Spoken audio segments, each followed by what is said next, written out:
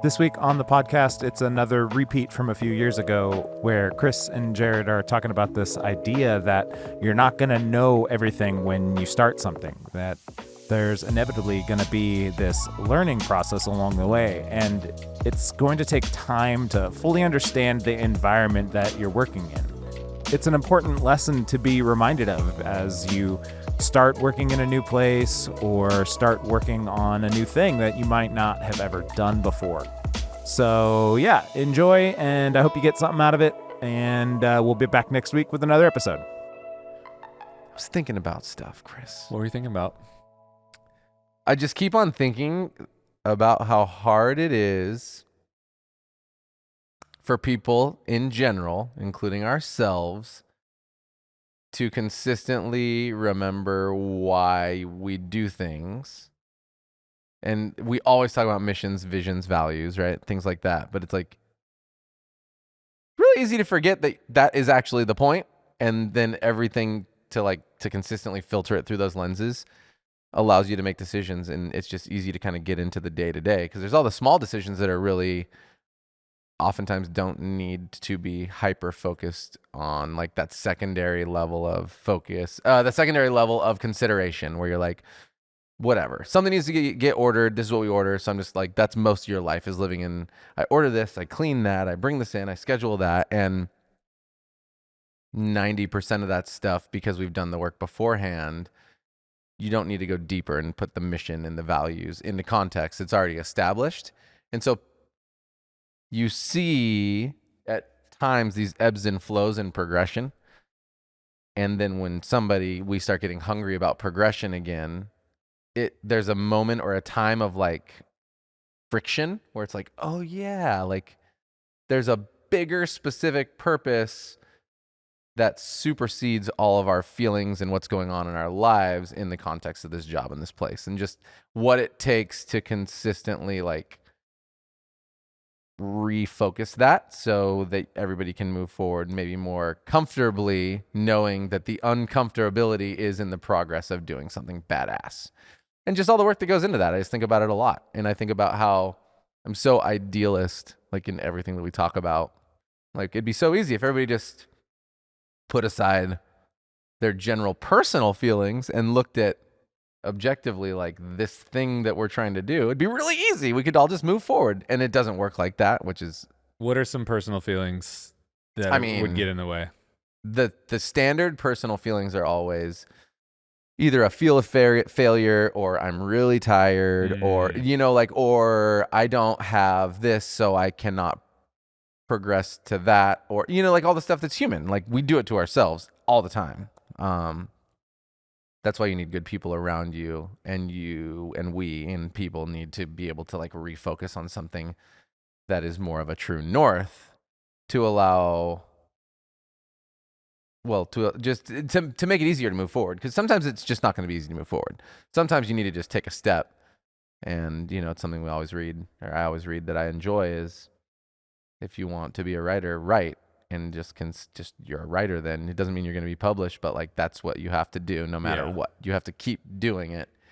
And that's where I end up, I think, holding a lot of frustration in our world is, if you want to be a leader, push forward, progress. If you want to be a whatever, make something in that arena. And sometimes it just takes, we cart before the horse, meaning put too much planning, sometimes put too much focus around what could go wrong instead of going, okay, I know and I believe I can figure things out as we go.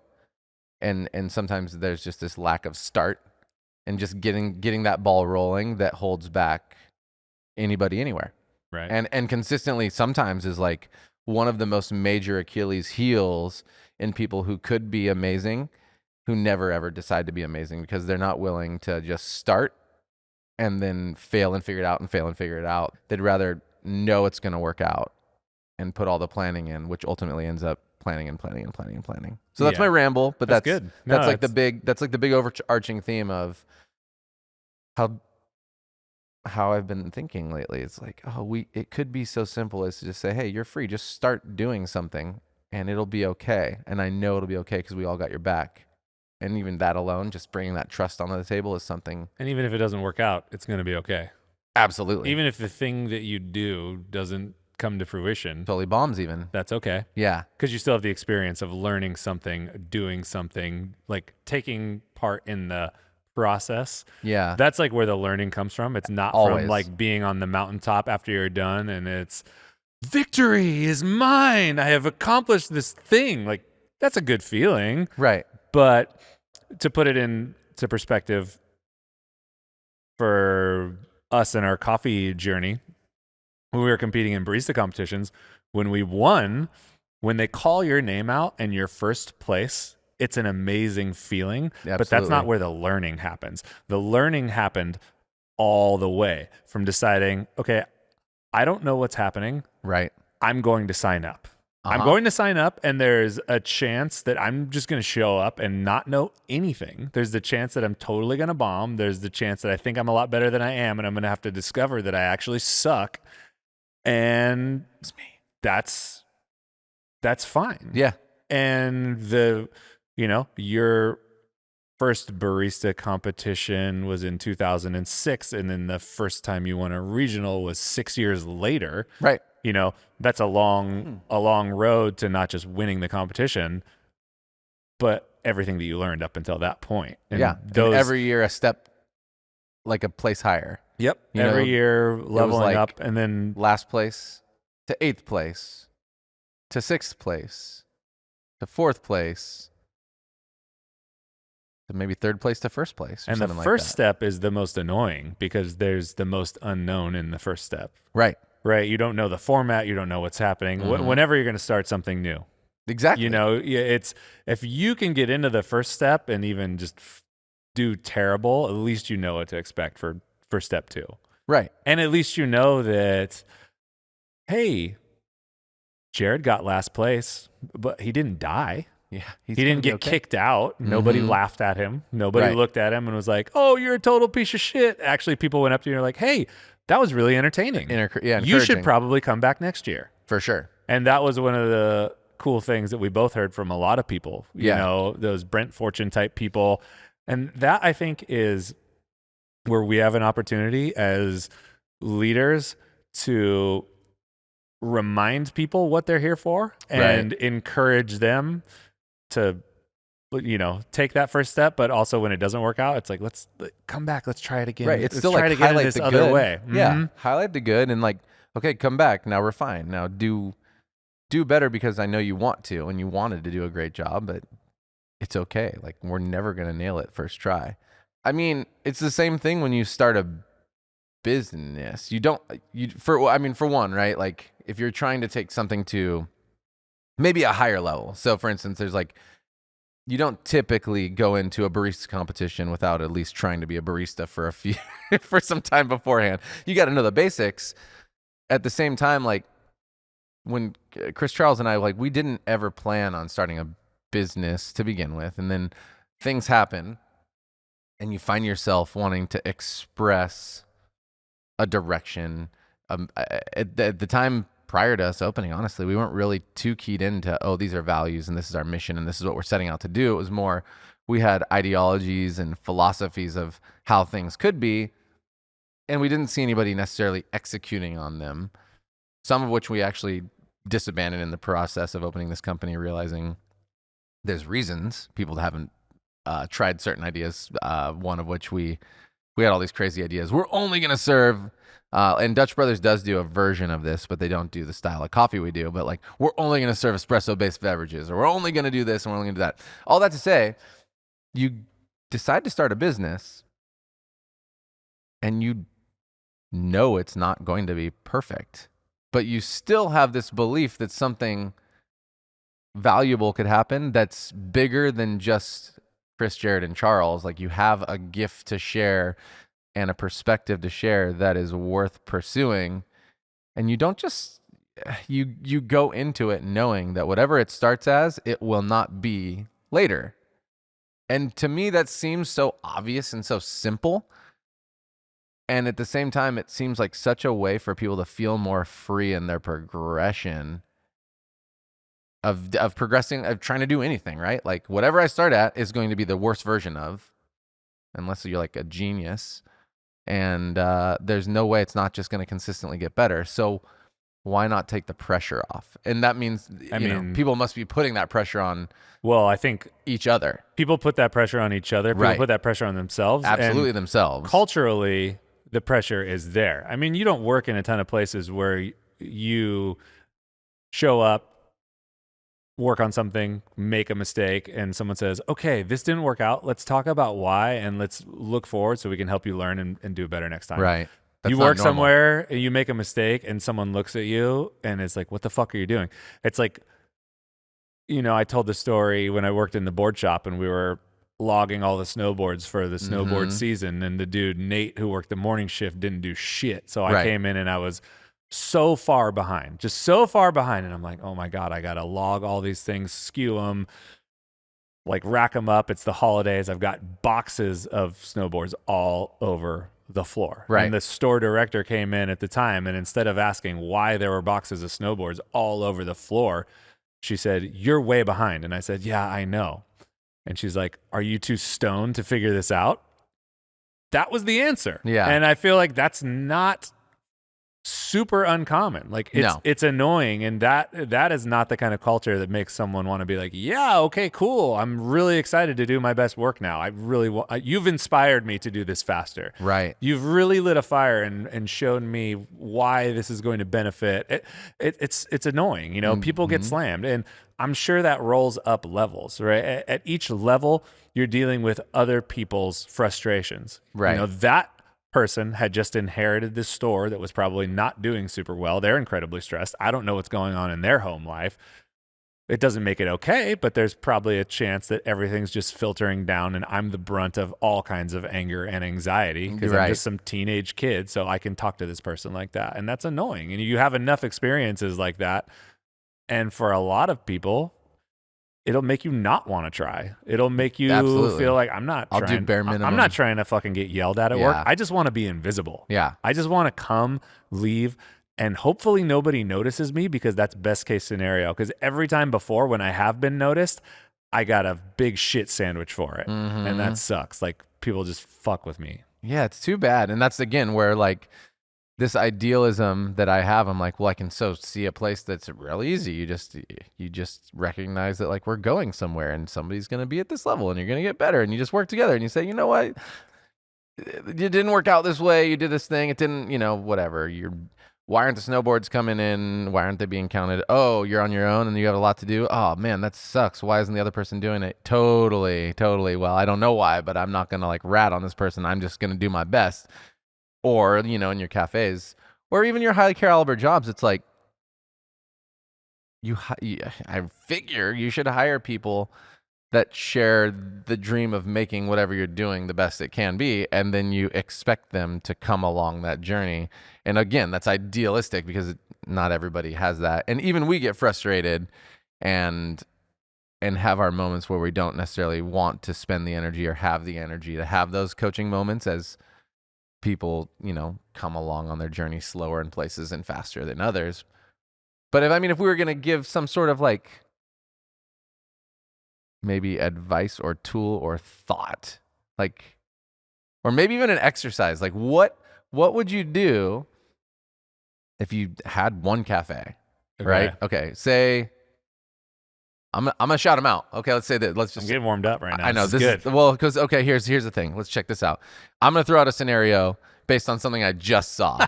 Yes. With shout out to our boy Jason, who worked at Daydream. He just jumped over to Commodity, and they gave him a lot of reins to this place. Like, okay, he's got like two very small staff. But say somebody's got this new staff. They got this place. They got a vision, and they're about to deliver it clear enough. And it's like, okay, how do you inspire, have that connectional moment where you're like, all right, this is what I want out of this place as a general sense. I know you totally just got here and like got a job, and I'm coming in with like kind of an idea.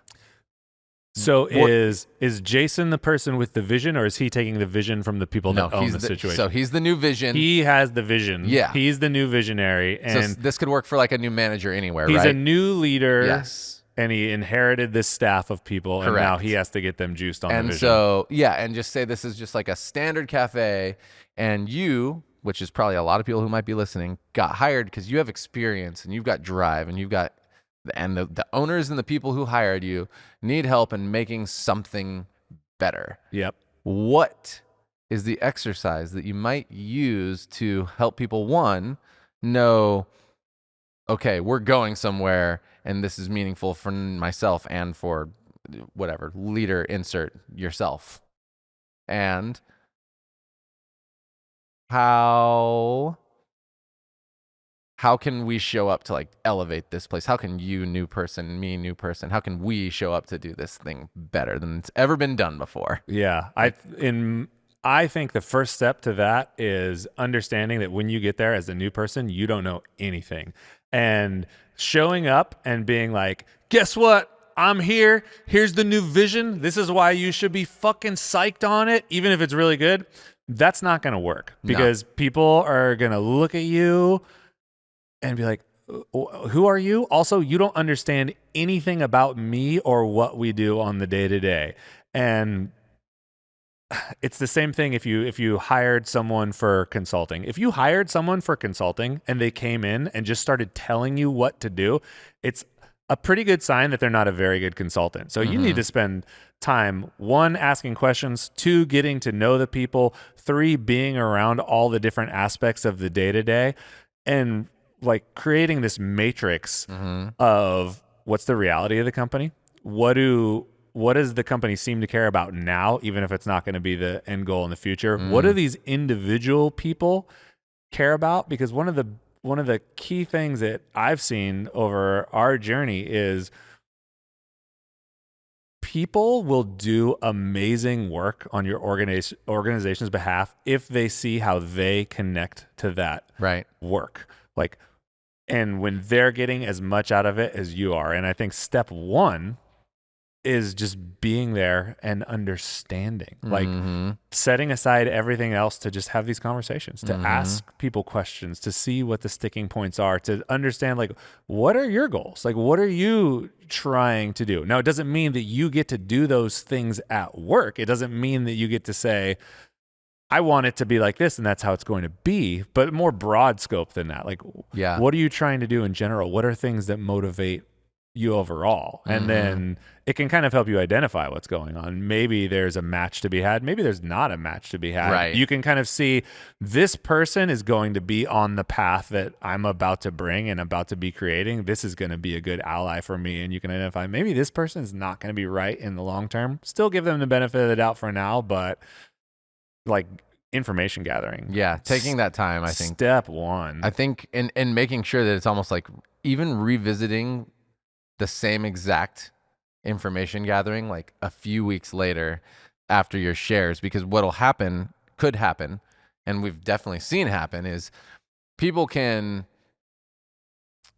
kind of, you can find out some information and you can kind of get people hyped. And then you can kind of see where they're going to fit. And then there's this next level where it's like, you get them excited because you see the potential and you see the potential alignment and they're like, yeah, I'm in, it's new, it's fresh, I'm excited, we're going somewhere. And then their real truth is that they're not necessarily interested in the long play of that work. They really did enjoy the process though of the engagement and the growth opportunity at the time, but it's not going to be like a sustainable thing for their long haul career. Like they're not as invested in it as you are. And that idea of the leader being able to spot the potential does not necessarily mean the potential will come, because the human being that has that potential maybe doesn't have the drive to go for that. And that's something that I agree, like double down and agree, is like you can collect all that information, but then you kind of test and retest before you even make an official plan. Like you can share some ideas about where you'd like to go in the future, but don't invest too quickly in your key players when you're doing that. Well, yeah, exactly. Because like what you're saying in a roundabout way, not a roundabout way, what I'm hearing is you don't really know who they are yet. And you have to do a little bit more exploration, revisiting that to see. Like why they want to get on board. Do they want it because they're going to get some money and a promotion and maybe some more power? Yeah. Do they want it because they actually want it and love it? Or do they want it because they're just getting attention and they're a part of the game, which is also super important, and everybody should get that opportunity anyway. that's a great motivator, is to help people feel like their work actually matters. So like that should happen anyway, but it's not often enough to get somebody to step up to the next level. It just might help them to be their best self at that standardized place. Call it a barista, call it a concierge, like that might be the top of where they want to be in your organization. And that can't be bad, but you need to know like the truth. Like, is this person really going to be excited about building a food program or a new bar cocktail program or whatever pairings? Yeah, because that goes back to culture too. Because people are going to default say yes. Absolutely. If you offer someone a promotion, yeah, a chance for more responsibility, which comes along with more money, yeah, people are gonna be like, yeah, I want that. They see it as up, and they're not doing the hard work a lot of times to think about, is this actually going to be fulfilling to me? What does it actually mean to have this job? What does it mean to carry this weight? Because as you go up, you're carrying more weight. Right. Even if it sometimes looks like you're doing less, there's a bigger burden on your shoulders, and that's super real. So yeah, going back and seeing, is this my person? Is this not my person? And if that's not your person to bring to the next level, and you identified that person who is going to be a killer at this job for, X amount of time. Right. That's awesome too, because then you can speak truth into what that person's contribution is when it comes time to roll out that new vision and see where everybody plugs in. Let's say you have someone who's an amazing barista, amazing guest service, has no dreams of leadership at all in the conventional sense. They're going to school, they show up, they kick ass, and that's going to happen for a year because they're going to graduate and go teach or, do whatever they're going to do. You can tell them like, hey, I see where your life path is. I see that you're super engaged here. This is where we can really use you. We're building up to this, and we need a strong player at this one location who can do these 3 things. And these 3 things are going to allow all these other things to happen. So I know it might seem like you show up every day and do the same thing over and over again, and in some ways you do, but let me tell you how valuable that is, and let me tell you how much that means to not just me, but to everybody else that comes in, and how it positively affects the team. Dude, there's 2 huge things there too that I think could be glazed over, and I just want to make sure they're highlighted. Is like, one, that encourages the person, obviously, it makes them feel awesome, and it makes them see that their job, even though it might not change, is connected. The other part is recognizing that it's okay if and even highlighting, I know you're out of here in a year, but you're like an incredible placeholder until that year is over. And the part that is the most important there is recognizing that people are valuable even when they're about to bounce in a year. Don't commit only to the 6-year player who you really don't know is going to stay 6 years anyway, or the lifer who's committed to you from the beginning. Because again, everybody will change, grow, and be different. The most important thing is to recognize, like, if somebody is the best for the promotion and they might be there for a year, promote them and say, hey, I'm promoting you, but I really need you at the end of this year when you get ready to leave to be ready to like bring up somebody else and to pass on all that knowledge. Like, that's what this year is going to be about. You're going to get it. We're going to give you that, whatever, extra cash, extra stuff. I know you're out of here, but you deserve this while you're here because you've absolutely earned it. You're the best person for the job, which means you're the best person to pass this knowledge on to the next person. And it allows us time for these people to develop, instead of what people often do is they're like, well, so-and-so said they're leaving in a year, so we're just going to like promote this person who's actually not ready, and it's going to set back your whole organization. And that, to me, and I know to you, is actually a huge mistake and a missed opportunity that we have also done. But also, I'm like, we've argued against in the past and lost in the past, and I'm really glad to be aligned with somebody who's able and willing to do something like that. Yeah, I mean, if everybody remembers last year, if everybody remembers 2020, we can all kind of put into perspective how long a year actually is. Yeah. How much stuff happened? How many emotions did we feel? Whether you own a business or not, a lot can happen in a year. If you have someone that's going to be with you for a year, that's kind of a long time. Absolutely. It's not trivial. It's no trivial amount of time. And hopefully at work, at your organization, or on whatever projects you're working on, you don't have any trivial people. That's the goal. You might have people that are only going to be there for a small amount of time, but you don't want to have trivial people. You don't want to have dead weight. You don't want to have people that aren't engaged. And that's the difference, because I don't want people to misunderstand. We've talked in the past about investing in the people in leadership and not investing in people who are, being wary of spending all of your time on problem people. And Sure. and it's important to identify the difference between problem people, who are people that are culturally toxic, negatively affecting others, versus people who don't have the desire to grow in that traditional sense into leadership, but are actually still doing a kick-ass job. Right. You can't just ignore those people either. No. You can't just be like, well, I'm really focusing on growing my leadership right now. I'm just going to let you fizzle out. Yeah, you have to touch base with those people, or have people who are going to touch base with those people on your behalf. And it's important to recognize that. Right. It's like everybody's got their own thing that they bring. They're all their little coals. They need to get stoked every so often and get that oxygen into them to get them burning again. Yeah, it's for I sure. mean, we need it, and we're in charge of helping other people see that they need it and need to give it. And it's absolutely one of the most crucial things to put on the table. It could be so simple. It doesn't. Going back to the snowboards, you Right. know, I totally get how my boss could be frustrated that all these boards are here. Sure. Cool question that's not coddling me or anything. She could have looked at me and been like, how can we make this happen? Right. That's a great question. I could have been like, okay, well, I'm a little behind, but I see that there's 2 people in golf, and golf is really slow right now. Can I borrow a Right. person from golf, and we can hammer this out? And half the time I'll get it done, within 2 hours. It's just opening that door to allow people to kind of, I don't know, feel like they're fucking contributing Right. to something. Feel like, hey, I value you in some way. Yeah. Because track record is part of it too, which we didn't touch on. I worked there for a long time and always did good work. I Right. actually had the guy who managed the board shop part of it hit me up on Instagram a couple months ago and was like, hey man, I just wanted to tell you that I really enjoyed when you worked for me. I knew that when you were there, I never had to worry about anything. And it was a really good feeling in the sea of a lot of other bullshit going on. So Right. thanks for that. And I'm like, that's awesome. I wasn't a manager. I wasn't in leadership. I wasn't doing anything, Right. Like that. I was just a solid presence that was there. And having someone reach out and tell me that, even if it was years later, I'm like, dude, that means a lot. That's that means awesome. absolutely means a lot. And Yeah. I think that's interesting too, because that question alone is like, what would it take to get this done? It also just allows you to know where that person's at. Like, are they going to Yeah. engage with that question? Or are they going to drop and be like, I don't know, man. Yeah. And you'll know, and then you know. And then it's like, okay, cool. This person isn't necessarily interested in this or comfortable talking about this. And that's something to just note. It could be for a Right. number of different reasons. And it might not even be that they're a poor cultural fit or a poor employee. If this person is like the big boss jumping in, you could be intimidated and you can let that be.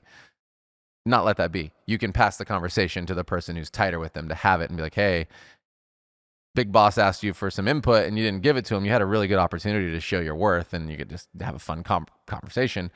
Or you could find out that, oh, this is maybe not the right person for the company in the long haul. Again, though, you're just trying to gather information and bring people in and give them the opportunity to know that they're valued and that their ideas are valuable too. Even if you don't use them, you wanted to hear them, which is, to me, also something that I think is a low-flying plane for a lot of people. They don't realize that when you ask questions, the response matters. It's not just like totally matters. it's not just like the owner's got to engage with me, so they're just like giving me a passerby question. Like, however I sound, and then again, it does oftentimes come off. I do ride this line of like, is he serious or not? That's just who I am. Unfortunately, I work on that. If we're like sitting down having a seriously, yeah, I'm that's who down I with am. that. But it is hard for some people to pick up on that. Either way, know that like, I'm listening when I ask a question, however ADD and aloofy I look. I'm definitely noticing how the response is going and paying attention. You switch between ultra bubbly and serious questions really fluidly, and I could see how it would be. Absolutely. People are like, what? Yeah. Are we just having a laugh, or are we having a discussion? I mean, Grace literally thought I was making a joke about consomme when we went to get quesadilla until we sat down. She goes, she'd laugh every time. She's all, you sound so sultry when you say that. Thinking I'm like joking. We sit down. She's all, oh, it's actual consomme and all. Yeah, man. Yeah. Well, like you for deliver real. with that sarcastic tone. Sometimes we're like, we want to go get some quesadilla. Yeah, get some Consommé? consomme. You're like, is that a movie line Get a or nice what? dip in that consomme. It tastes so good. Funny. It's cool too because you can kind of poke a little bit more and see how many levels you can get. Right. Where if For you sure. ask someone a question, hey, what's it going to take to get this done? They're like, I don't know. I don't think it's possible. And then you can poke them one more time. Be like, okay, if it's not possible, what would it take to get here? I don't know. What if we just did this? Right. And if all 3 levels are just completely defeated, you kind of have an idea of Yeah. who you're dealing with. But you might click on something that's like, oh, I can get halfway for sure. If we do Right. this, that, and that, I can get like 2/3 of this done by 5 o'clock. It won't be done by the end of the day, but it'll be really good progress. Mm-hmm. Okay, that's awesome. Right. Like, that's great. Let's do that. Yeah. You know, that's powerful too. Would And you then be you can open kind to of an see that, idea? oh, I can fucking step this to where I need to go. Yeah. You know, not every question is all or nothing all the time. In fact, most of them aren't all or nothing. And that's the best thing to realize. And that's kind of where this conversation started, right? Is it's like, it's never all or nothing, even though I am absolutely the first when it comes to like life and things that I catastrophize myself, go all or nothing. But it's not a place I do that with our business. It's not all, I don't, which is awesome blessing for myself. I'm like, nah, it's all just like forward movement. Even when it's failure, it's forward movement because somebody learned and somebody got better. And that's why you take that full circle back. There's never an all or nothing there. And therefore, flowchart style, you're free unless we tell you literally not to do something. And that's in leadership, and that's specific too. It's not like there is rules. I'm not saying that. You have to You earn do your whatever right to you make want, things. and it's fine. Yeah. You still have to abide by our rules. You still have to follow the values of the company. You still have a day-to-day thing, which is to inspire connection by creating memorable experiences. But you remember, like, that is literally your job for the day, to inspire connection by creating memorable experiences. And people are like, but you make coffee. I'm like, yeah. Now what? Hey everyone, that's the podcast for the week. Thanks so much for listening. If you heard something that inspired you, let us know, or tell a friend. These are the types of connections that are the most important to us and that we seek to create every day. If there's something you heard and you want to know more about, send us an email to podcast@catandcloud.com or head to our website, catandcloud.com/podcast, and let us know. While you're on our site, check out everything we have to offer. Dive deep into one of our single origin coffees or pick up a little treat for yourself. We have something for everyone, so check it out. Also, find us in the usual places, YouTube, Instagram. We're always there sharing amazing things. All right, that's it. Thanks everyone for being awesome. We'll be back next week.